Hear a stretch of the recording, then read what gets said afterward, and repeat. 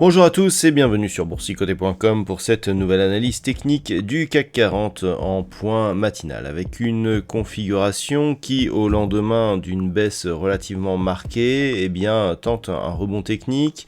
Alors nous avons cette bougie ici qui s'inscrit en légère hausse par rapport à la séance d'hier mais qui paraît bien faible pour l'instant par rapport à la baisse justement qui a été consentie. Du point de vue des indicateurs techniques, nous avons une configuration ici qui sur un rebond technique, ici on voit au niveau des histogrammes du MACD, mais on n'a pas une grosse amplitude, donc signal relativement faible.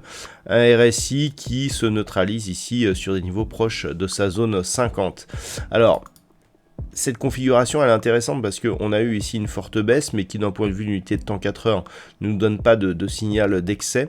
On a un petit rebond technique aujourd'hui, alors que le contexte macroéconomique pourrait changer. Je vous en parlerai en dernière partie de cette analyse. On va voir énormément d'interventions de banquiers centraux.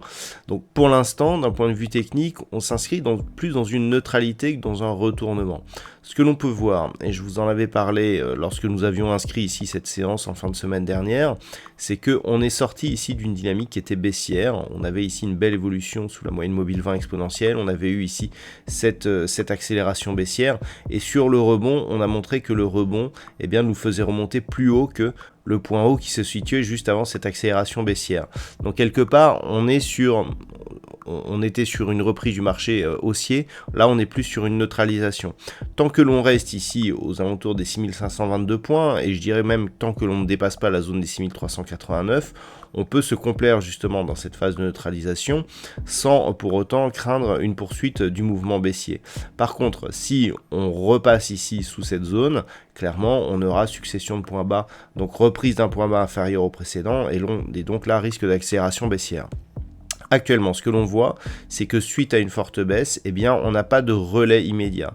Donc, on se stabilise. Si les cours ici évoluent aujourd'hui entre 6522 et 6608 points, on sera toujours dans cette phase de stabilisation, voire même de neutralisation, qui pourrait nous donner une zone d'équilibre. C'est-à-dire que là, on a eu un mouvement baissier hier, ça n'a pas impulsé un mouvement de fond. On a eu certes des gros volumes, mais si on n'a pas de relais aujourd'hui, ce sera juste un positionnement. Après, si on regarde un petit peu les causes macroéconomiques de cette baisse, on a eu une hausse des taux obligataires du côté des États-Unis.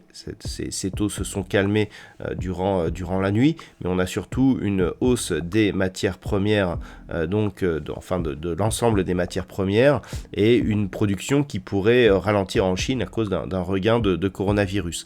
Ce sont des éléments qui peuvent revenir et qui pourraient éventuellement justifier le fait que l'on continue à baisser sur les marchés. Donc c'est à prendre en compte, il va falloir rester attentif à ce genre d'informations. Et d'un point de vue technique, tant que l'on est ici entre 6522 et 6608 points, on est sur une neutralisation. Pour réactiver un mouvement baissier, il faudrait combler ce gap ici, qui reste donc ouvert. On n'a eu qu'un comblement partiel hier, et casser ici cette zone des 6389 points. Tant que l'on est au-dessus, c'est la neutralisation qui, pour l'instant, l'emporte. Voilà ce que l'on peut dire donc sur cette configuration technique, sachant qu'il faudrait repasser au moins au-delà des 6670 points pour reparler d'un flux haussier. Alors, d'un point de vue macroéconomique, la journée sera relativement calme. Ce matin, pas de statistiques majeures en Europe. Du côté des États-Unis, à 16h, nous aurons les promesses de vente de logements. À 16h30, nous aurons les stocks de pétrole brut. Alors par rapport justement au pétrole, on peut avoir effectivement un chiffre qui pourra nous donner de la volatilité, notamment sur le WTI, qui connaît une forte hausse depuis quelques jours.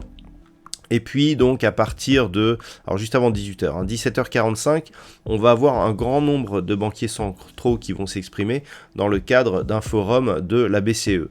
Et donc ça commencera à 17h45 avec la gouverneure de la Banque centrale d'Angleterre. Nous aurons aussi un discours de Jérôme Powell, donc le président de la Fed, et du gouverneur de la Banque centrale du Japon. Nous aurons aussi une intervention de Christine Lagarde. Donc quand on voit ici que justement après une baisse qui est liée à des craintes justement de hausse de taux, parce que si les matières premières augmentent et que ça relance l'inflation, le but normalement des banquiers centraux serait de graduellement remonter ces taux. Quand on voit que juste après cette baisse, nous avons des interventions de banquiers centraux, on peut s'attendre effectivement à avoir un petit peu de volatilité en fonction fonction de la sémantique qui sera utilisée justement lors de ces interventions. Donc il faudra rester attentif à tout cela. Voilà donc ce que l'on peut dire sur cette configuration technique matinale.